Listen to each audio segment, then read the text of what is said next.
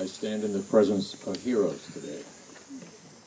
There are doubtless heroes in the battlefield, fighting with weapons and guns and so forth, but there are other kinds of heroism, and there are heroes among you. And I think all the sports teams are here because they recognize that, at least intuitively. What does it mean to be a hero? It doesn't mean you don't feel terror. It doesn't mean you don't feel fear. It means you do what you have to do anyway, including getting up out of bed, getting dressed, putting your clothes on, eating, getting in a car, and coming here today. That simple act is heroic. Now, it's kind of tactless, I guess, for me to say that, since I probably qualify for that category. My wife of 28 years died of breast cancer after a 13-year process.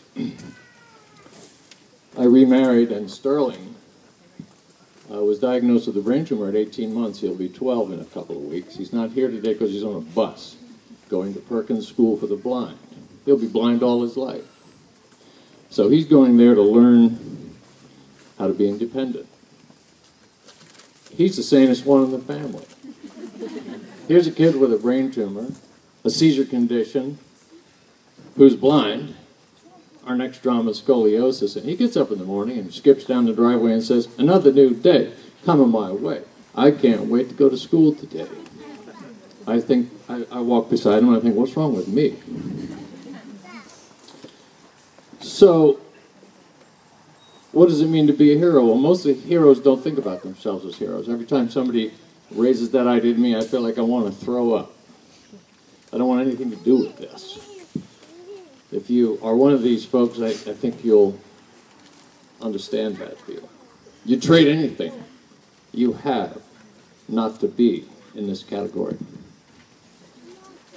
And yet, this whole thing is full of paradoxes. My wife, before she died, said to me, "I thank God I got cancer." I said, "What on earth are you saying?" She said, "It gave me my life." So, in the midst of all this, there is triumph. There is understanding. So what have we learned? Well, I learned two things I use that are practical, and I learned something from Dennis and his family. I'll tell you what that is. Two things that are practical. One of them is, don't pay twice.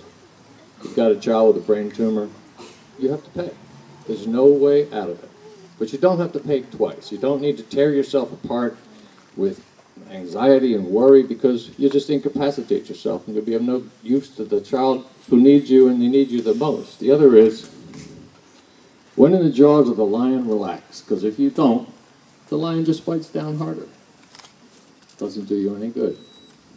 So what did I learn from friends of Jacqueline, Dennis and his family? Well, he'll say it, doubtless, more than once today. And he says it so fast, you don't even notice. It just skips on by. I've been wondering, why does he do that?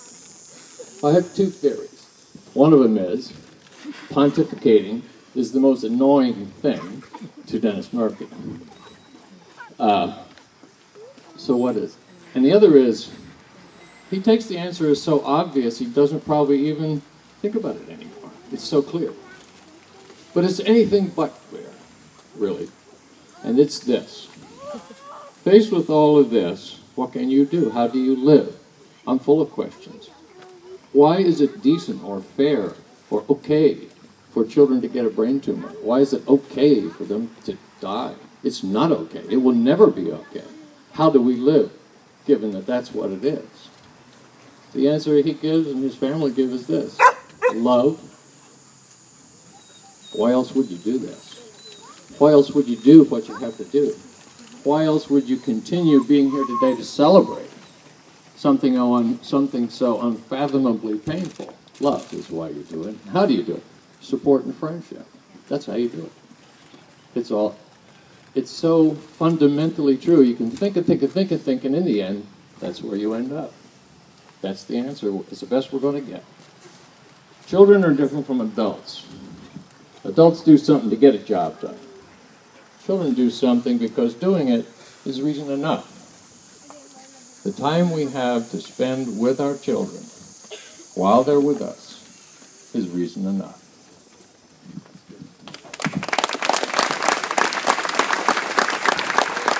Thanks, Bob.